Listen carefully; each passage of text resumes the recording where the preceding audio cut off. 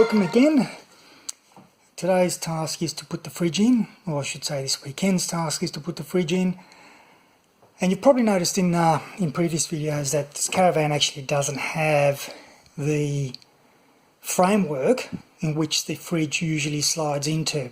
So what you see here is just an empty slot here in which the fridge actually sits inside here, but there's no cover over it.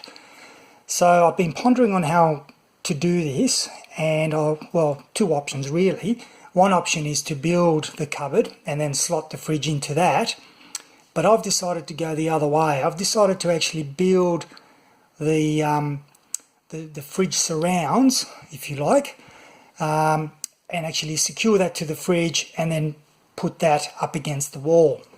Hence, this is the beginning of the work that I've been doing. So what you see here is, well, you've got the fridge, obviously, right here. And on either side, I've actually attached two pieces of 4mm marine grade ply, which I had left over from when I did the roof. Oh, sorry, from when I did both the roof and the walls, because I'm trying to reuse what I've got. And you'll notice that I've got this kink upwards.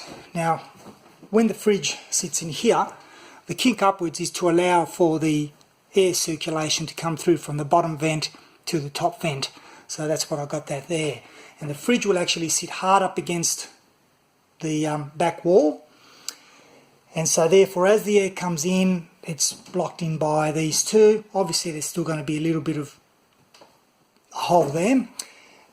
So this is the beginning of it. So there's the two sides. As you can see, I've got the top side there, and I've got the actual bit here which is attached to here. So I haven't shown you how I've cut it all yet or anything like that, but you'll get the gist as you see when I put the fridge in. So at the moment I've just painted it with an undercoat. I'll paint it with the top coat and then I'll fit it all in. And the last job is going to be for me to pretty much bolt the fridge to the floor. So the sides are painted and dried now,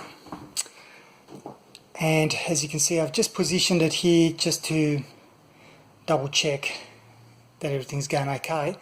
Now these edges here, they're actually going to be pressed in when I add the lids.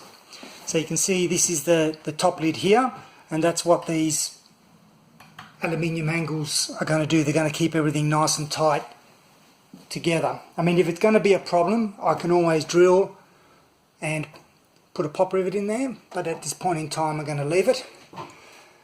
I've also started using some strips here, rubber strips, to try to get when I put the lid on here, to actually try to get a seal on the back here, because remember, we want the hot air to come up, flow up and out through the vent.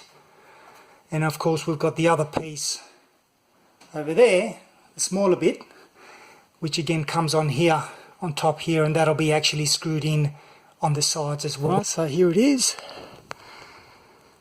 Unfortunately, the way this vent here is positioned is not really in centre. I mean, ideally, as I said beforehand, it would probably be better if the vent was wider, but anyway, we'll leave it as it is. But so the air comes in through here and up. See if I can show you that. Up through the vents here, or through the cooling pipes. And then of course it'll come up through there. So here is the top as an example. So that's just been held in by pressure at the moment. And from the back, I'm not sure if you're going to be able to see that, but that's where I've got the rubber strip that I was telling you about just a moment ago, to give it a bit more of an airtight fit. So pretty close now. I've got those two sections up there, and you can see from in here it becomes its own little area. So the job is now done. It's been bolted through. I think it actually looks quite good. I've I've finished it off with a bit of no more gaps on the corners there. But all in all, very happy with the end result. And as I said at the beginning of the video, you've got options. I mean, I've decided to go this way to make it easier for me to kind of fit the entire fridge in place and whatnot. And also, given that I had fairly limited room on either side, I really couldn't make anything too elaborate. I mean, I could have, if I wanted to go that way, I would have found a way, but this ended up being the best option in this case, I think. Alright, well, as always, I hope you got something out of this video, and thanks for watching.